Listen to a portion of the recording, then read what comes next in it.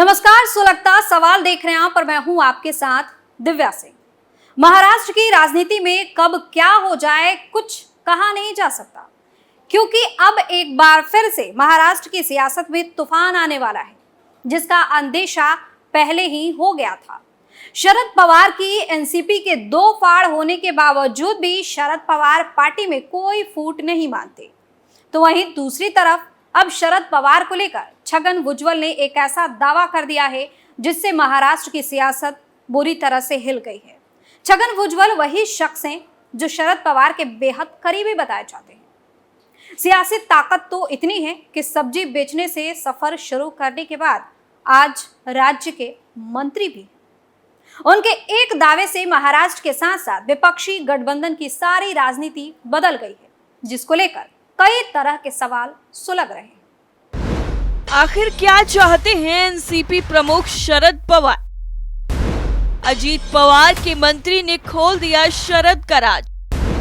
क्या शरद पवार ने पार्टी में फूट का किया नाटक? छगन भुजबल के दावे से बुरी तरह फंसे शरद पवार। लोकसभा चुनाव 2024 से पहले विपक्ष एकजुट होने के लिए अपने INDIA गठबंधन को धार दे रहा है। इस गुट की तीसरी बैठक जल्द ही मुंबई में होने वाली है, लेकिन इससे पहले ही महाराष्ट्र के दिग्गज नेता शरद पवार को लेकर अलग अलग कयास लगाए जा रहे हैं। कभी शरद पवार विपक्षी गठबंधन इंडिया के साथ खड़े होते हुए नजर आते हैं, तो कभी शरद पवार विपक्षी खेमे को ठेंगा दिखाते हुए नजर आते हैं। लेकिन अब शरद पवार का साथ छोड़ अजीत पवार गुट में जाने वाले पार्टी के बड़े नेता छगन भुजबल ने अब शरद पवार को लेकर अहम खुलासा कर दिया है। ऐसा खुलासा किया है छगन भुजबल ने, जिसके बाद महाराष्ट्र की सियासत में हलचल मच गई। हलचल ऐसी मची जिसकी वजह से विपक्षी गठबंधन इंडिया की नींव पूरी तरह से हिल गई। दरअसल छगन भुजबल ने दावा किया है कि शरद पवार ने ही हमें बीजेपी से बात करने के लिए कहा था। भुजबल का इतना कहना था कि विपक्षी गठबंधन इंडिया में मानो भूचाल आ गया। आप खुद सोच कर देखिए, अजित पवार के मंत्री छगन भुजबल का कहना है कि वो लोग शरद पवार के कहने पर एनडीए में शामिल हुए, यानी इस पूरे खेल के पीछे शरद पवार कहां थे? दरअसल ये बयान बीड़ में हुई एक जनसभा के दौरान छगन भुजबल ने एनसीपी प्रमुख शरद पवार को लेकर दिया। छगन ने कहा कि हमें शरद पवार ने ही बीजेपी से मंत्री पद के लिए बात करने और बाकी दूसरी चर्चाओं के लिए प्रेरित किया था।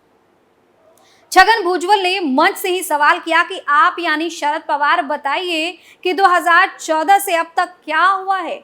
आपने अजीत पवार, प्रफुल्ल पटेल और जयंत पाटिल को दिल्ली जाने को कहा और कैबिनेट बर्थ के लिए मीटिंग करने को कहा। छगन भुजबल ने दावा किया है कि जो जयंत पाटिल अभी शरद पवार के साथ है, वो भी पहले मंत्री बनने की रेस में थे और उनका नाम लिस्ट में था। कई ऐसे नेता हैं जो अभी शरद पवार के मंच पर खड़े होकर हमें कोसते हैं, वो सब पहले बीजेपी के साथ जाने के लिए तैयार थे।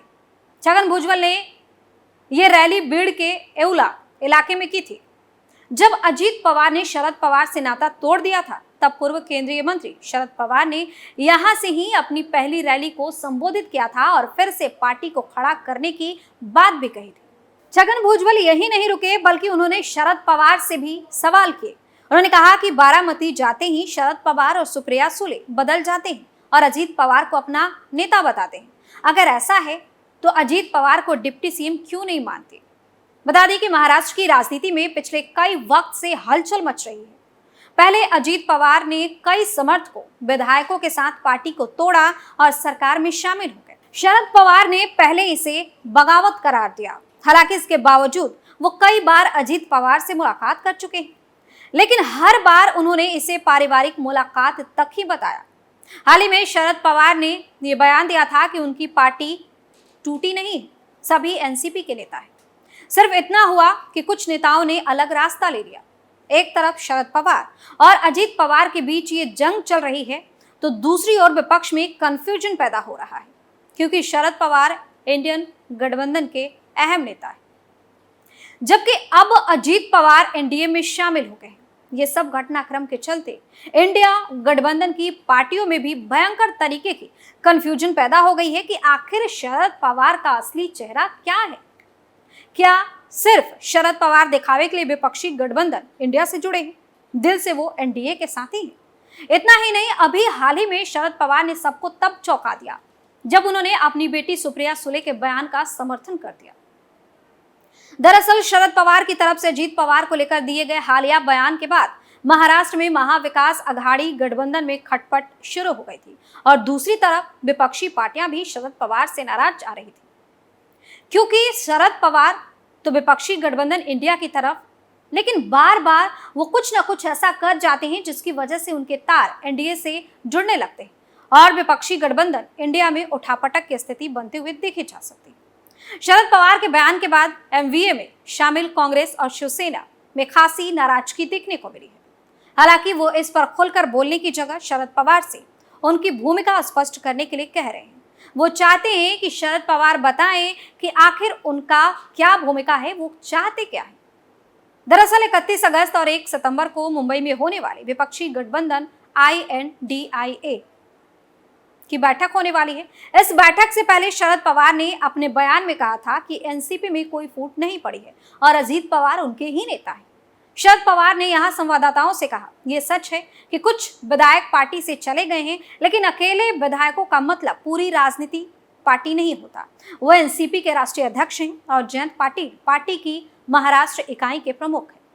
शरद पवार के इस बयान का उनकी बेटी सुप्रिया सुले ने भी समर्थन किया था और कहा था कि पार्टी विभाजित नहीं हुई है और अजीत पवार उनके नेता बने रहेंगे। उनके इस बयान के बाद एमवीए के बाकी दलों में खलबली मच गई।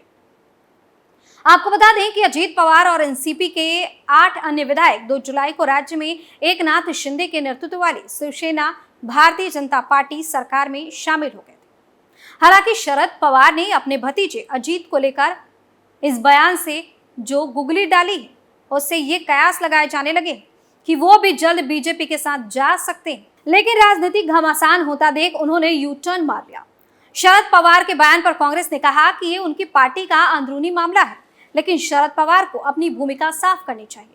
वहीं एमवीए में शामिल दूसरी पार्टी शिवसेना ने भले ही कहा हो कि शरद पवार गोरिल्ला लड़ाई लड़ रहे हैं, लेकिन उनकी पार्टी में फूट पड़ी है, ये उन्हें मानना चाहिए और अपनी भूमिका साफ करनी चाहिए। शरद पवार जो कहते हैं वो करते नहीं और जो करते हैं वो कहते नहीं वाला नेता कहे जाते हैं। ऐसे में 31 अगस्त और 1 सितंबर को होने वाली बैठक में वो क्या भूमिका लेते हैं, उस पर सबकी निगाहें हैं।